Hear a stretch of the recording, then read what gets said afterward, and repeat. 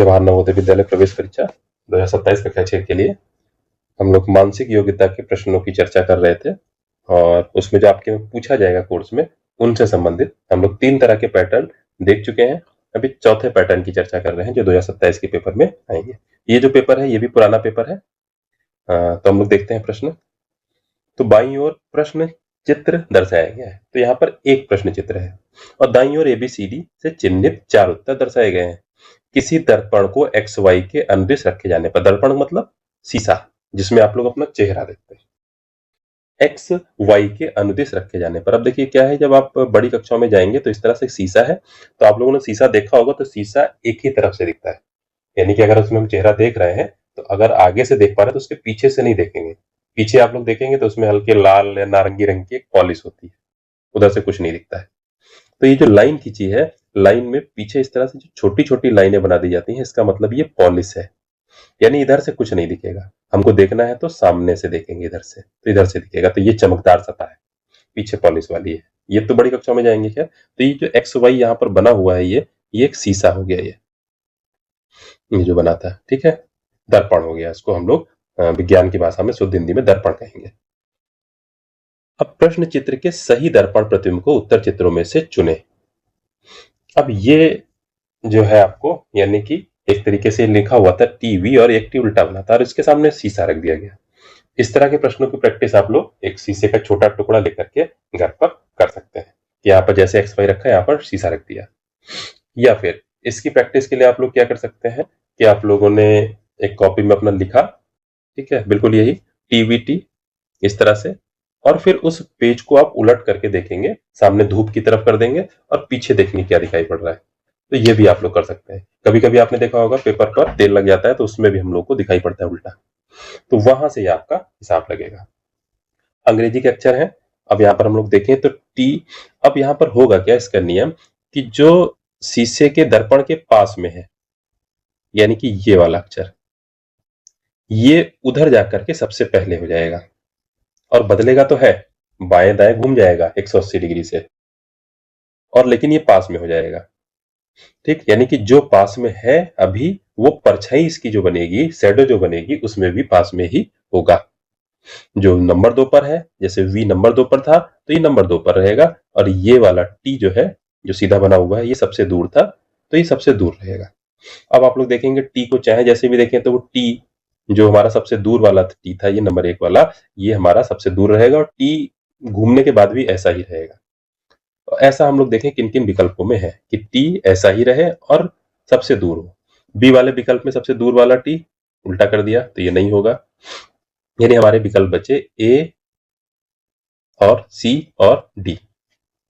अब हम लोग देखें जो शुरू वाला T था दर्पण के नजदीक वाला, ये उल्टा था और ये अभी भी दर्पण के नजदीक रहेगा, यानी कि जब इधर आएगा तो ये इस तरह से एक तरीके से इमेज इसकी बनेगी। ये तो पहला अक्षर उल्टा T होगा। तो पहला अक्षर उल्टा T हम लोग देखें यहाँ पर D में नहीं है, तो बचे A और C। अब V देखें तो V पर कोई फर्क नहीं पड़ेगा, V है तो V की साइड घूम जाएंगी सिर्फ, तो V ऐसे ही रहेगा। तो इस तरह से अगर हम देखेंगे तो हमारा विकल्प A जो है ये सही होता है। अब इसकी प्रैक्टिस की बात है, जैसे हम लोग V पर अगर चर्चा करें, यहाँ पर मान लीजिए V बना हुआ है, एक ये भुजा बनी है V की, ठीक है, एक हम लोग लाल से बना देते हैं ये, और एक इसके सामने हम लोग शीशा रख देते हैं ये। तो जब ये बनेगा, शीशे के पीछे जब इसकी इमेज बनेगी तो कैसे बनेगी, तो पहले कौन सी भुजा बनेगी इसकी, लाल वाली। देखिए लाल वाली नजदीक है तो पहले इसकी भुजा बनेगी लाल वाली, और फिर उसके बाद में कौन सी बनेगी, नीली वाली। तो ये हमारी मिरर इमेज हो जाएगी दर्पण के सामने, ठीक। आपको समझ में आ गया होगा कैसे अक्षर घूम रहे हैं। और T जैसे है T, तो T घूम करके ऐसे ही रहेगा, यानी कि ये वाला हिस्सा तो बदलेगा, ये जो T की जो छोटी सी जो यहाँ पर रेखा है ये तो बदलेगी, ठीक। तो इस तरह से इसका हमारा विकल्प A सही होगा। फिर अगला हम लोग देखें यहाँ पर 26। इसकी प्रैक्टिस आपको वैसे ही करनी पड़ेगी।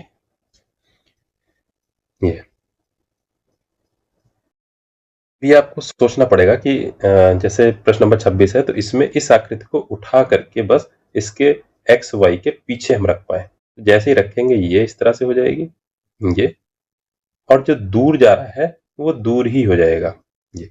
ठीक, अब ये तीर का निशान दर्पण की तरफ आते हुए था, तो इधर भी जो तीर का निशान है वो दर्पण की तरफ आते हुए ही होगा परछाई में। तो इस तरह से ये बनेगा। तो तीर का निशान नीचे है तो रहेगा ही नीचे ही, तो यानी कि ए वाला विकल्प तो नहीं होगा, इसमें ऊपर लगा हुआ है। ठीक है, तो आप लोग देखेंगे अगर तो ये बी वाला विकल्प इसका सही आपको लगेगा। फिर अगला हम लोग देखते हैं 27। अब इसमें देखें इमेज कैसे बनेगी। अब विकल्प देखें तो ए वाला विकल्प तो पूरा पूरा है ये, तो ये होगा ही नहीं किसी भी हालत में।